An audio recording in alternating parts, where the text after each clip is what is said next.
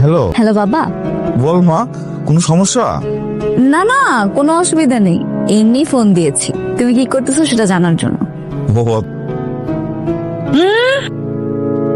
দাঁড়ান দাঁড়ান, আপনি কিন্তু অলরেডি লেট।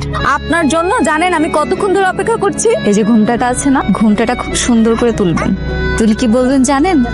বাহ, খুব সুন্দর চাঁদের মতো একটা বউ পেয়েছি, এত মিষ্টি।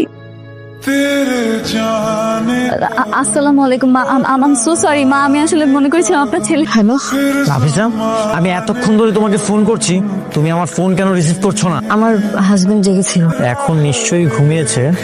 হ্যাঁ। এই ঘুম আমি হারাম করে দেব। আমি তোমাকে যখন কল করব ঠিক তখনই আমার ফোন রিসিভ করতে হবে, আমার সাথে কথা বলতে হবে। আচ্ছা, আমাকে এই ড্রেসে সুন্দর লাগছে না?